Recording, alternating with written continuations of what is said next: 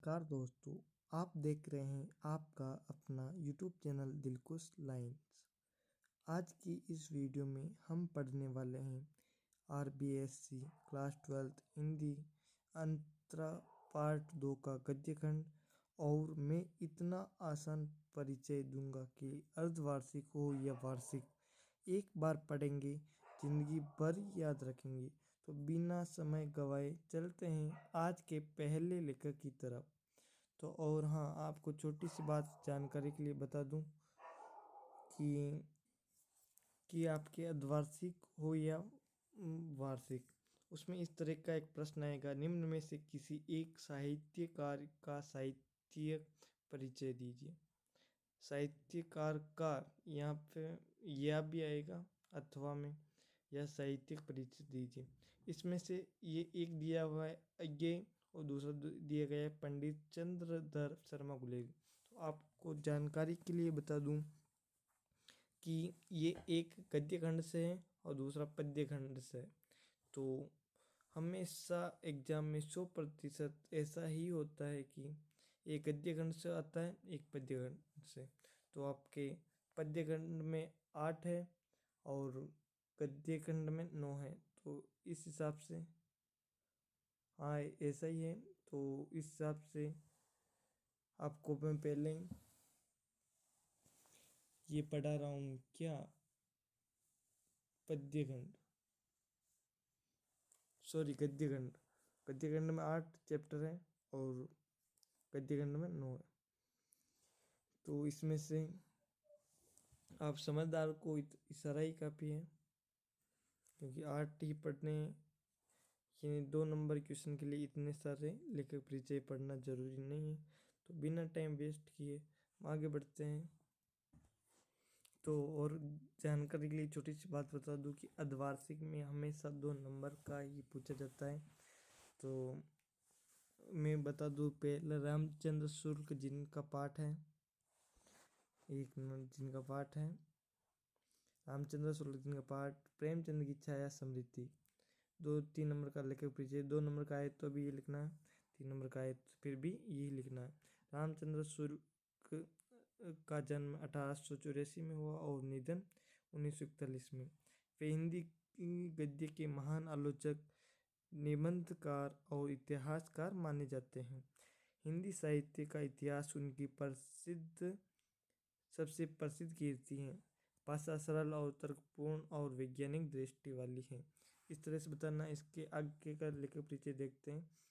पंडित चंद्रधर गुलेरी, इनका पाठ का नाम है समृद्धि के कण। परिचय है, जन्म 1883, निधन 1922। आधुनिक हिंदी कथा साहित्य के पथ प्रदर्शक माने जाते हैं। उनकी प्रसिद्ध रचना उसने कहा था पहली आधुनिक कहानी मानी जाती है। भाषा व्यंग्यपूर्ण, संवादशील और तथ्यात्मक। इनकी कुछ शॉर्ट ट्रिक मैंने नीचे बना रखी है लेखक परिचय के नीचे। तो आप चाहो तो देख लेना, वरना इसमें उलझना नहीं। 2 या 3 नंबर के लिए शॉर्ट में बना रखा है, ये काफ़ी है। तो यही पढ़ लेना आप। तो फिर भी आप चाहो तो ये शॉर्ट फॉर्म आपको बना रखिए।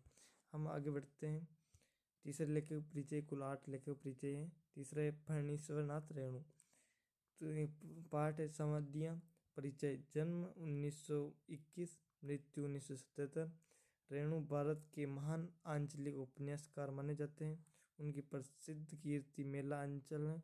भाषा बोली बानी काम और मिट्टी की खुशबू से भरी होती है। ये इसकी ट्रिक है। इसके आगे देखते हैं चौथा लेखक परिचय, भीष्म साहनी। पाठ, गांधी, नेहरू और यासर अराफात।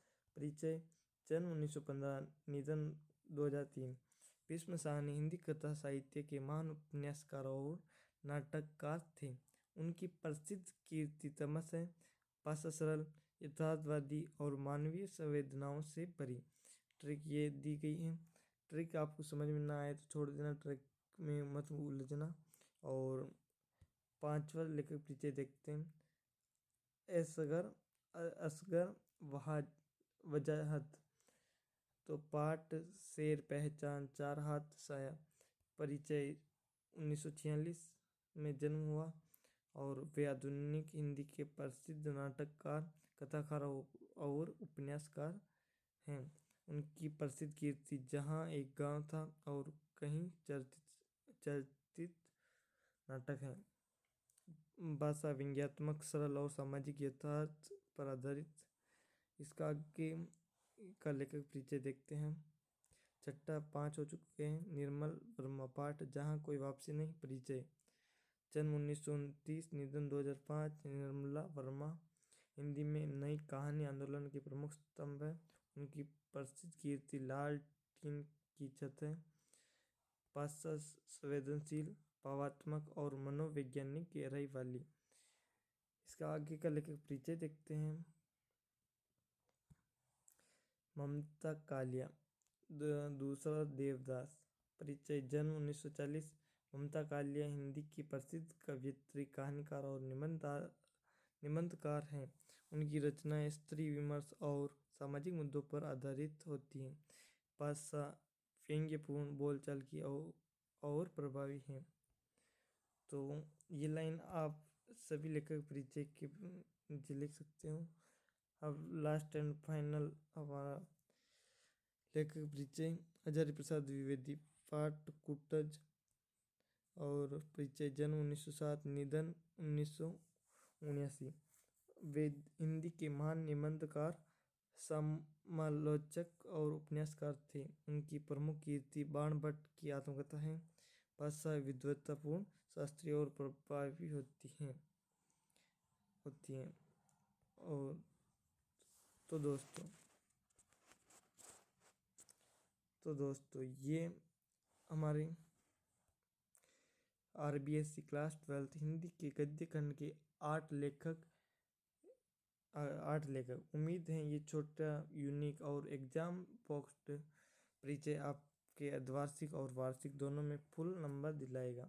अगर वीडियो पसंद आया हो तो लाइक, शेयर और चैनल दिलखुश लाइन को सब्सक्राइब जरूर कर लेना।